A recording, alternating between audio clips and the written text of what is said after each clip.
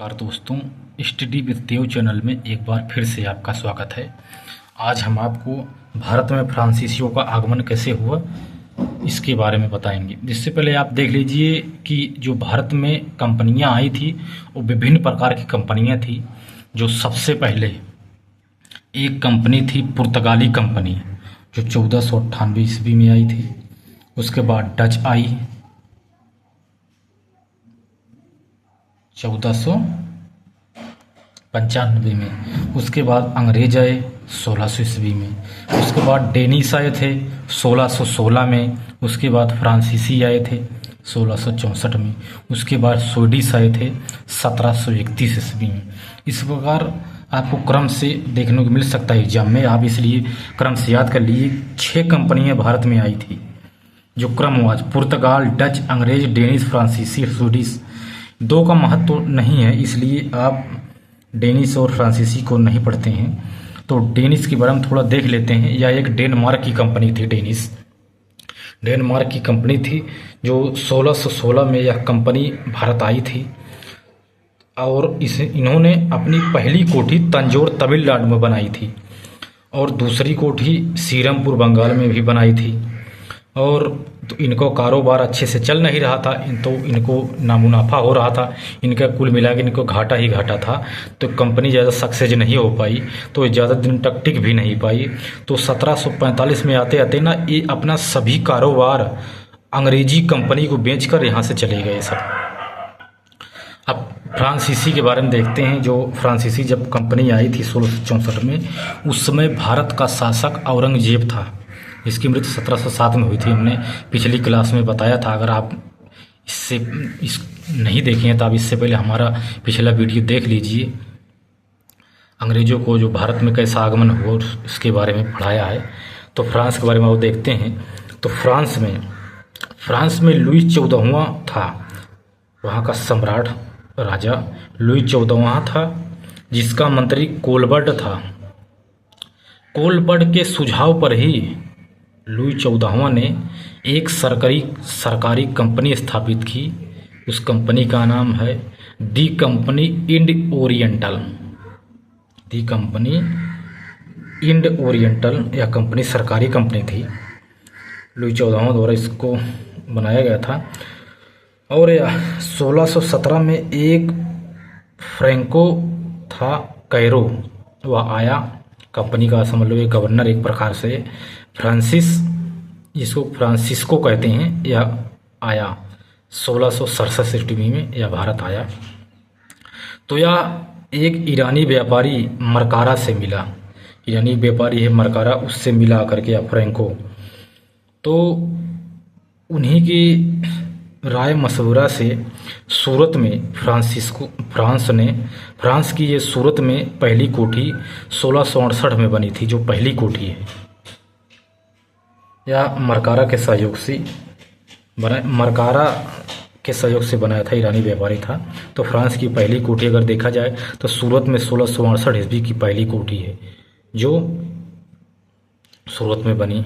अब देखो, तो यहाँ के एक शासक थे, गोलकुंडा के शासक थे। तो इन्हीं की सहयोग से फ्रांस ने मसूलीपट्टनम में 1669 में दूसरी कोठी बनाई थी गोलकुंडा के सहयोग से। और 1672 में सेंट थोमे मद्रास में था। मद्रास का एक सेंट थोमे था।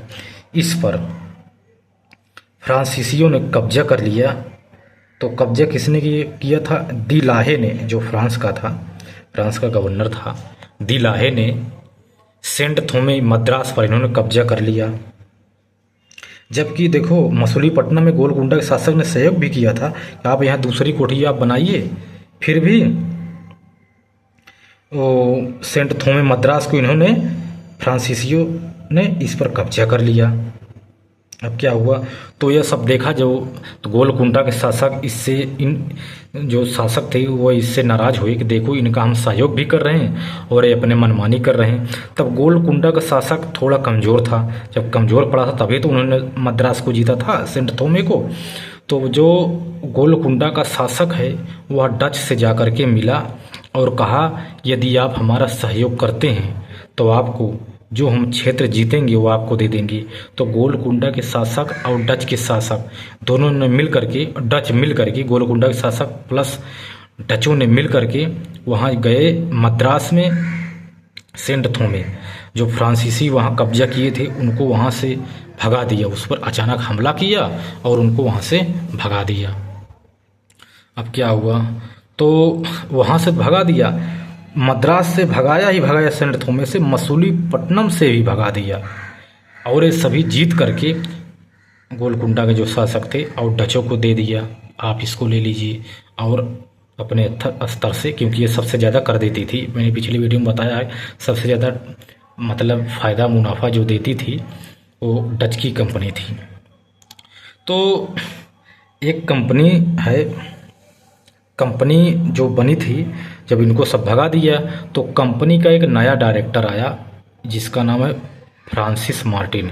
यह 1673 ईस्वी में, जब 72 में सबको भगा दिए तो 1673 में कंपनी का नया डायरेक्टर बन गया फ्रांसिस मार्टिन। वह बुद्धिमान था, चालाक था। तो वह फ्रांसीसी संस्था का, इसीलिए उसको वास्तविक संस्थापक कहते हैं। वह फ्रांसीसी कंपनी का वास्तविक संस्थापक है। और उसके साथ जो फ्रांसिस मार्टिन है, उसके साथ बेलांग लिसियने भी साथ आया था। जब फ्रांसिस मार्टिन आया उसके बाद अब क्या है, एक है बालिकोडपुरम, आंध्र प्रदेश में पड़ता है, वहाँ का सूबेदार था शेर खां लोदी।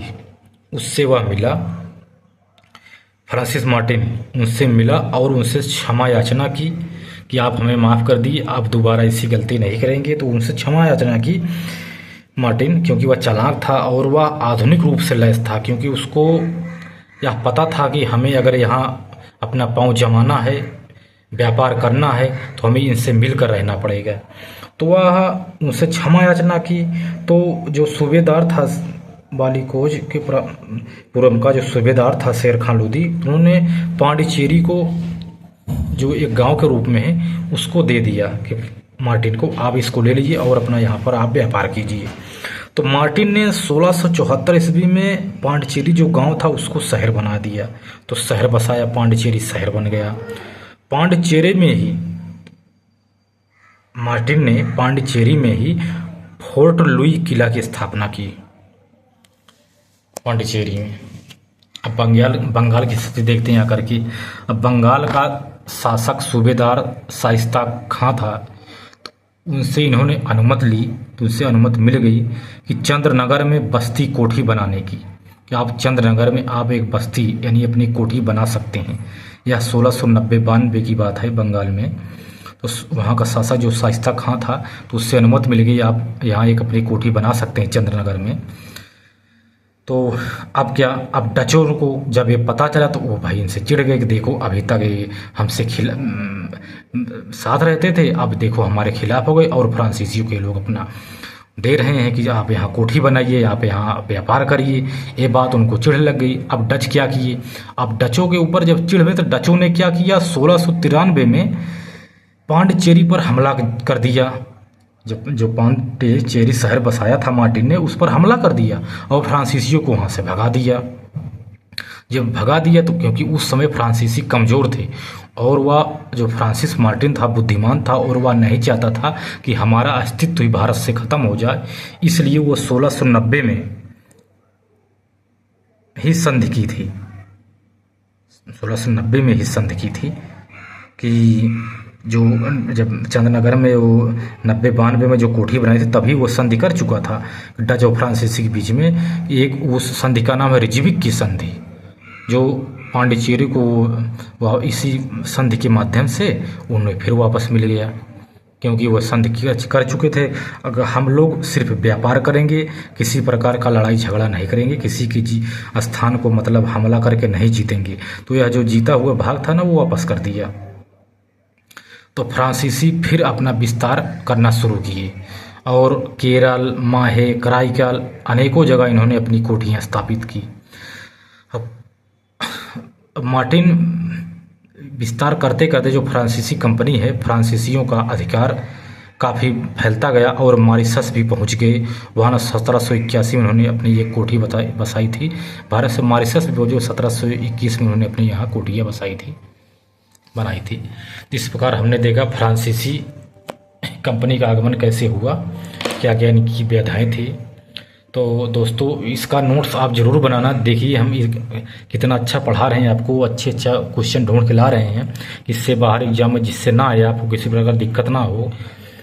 और हम इसी प्रकार पूरा जीएस कवर कराएंगे एग्जाम से पहले और हिंदी का भी, हिंदी के जो 6 चैप्टर है उसको भी विधिवत पढ़ाएंगे, जिससे आपको किसी प्रकार की दिक्कत नहीं होगी।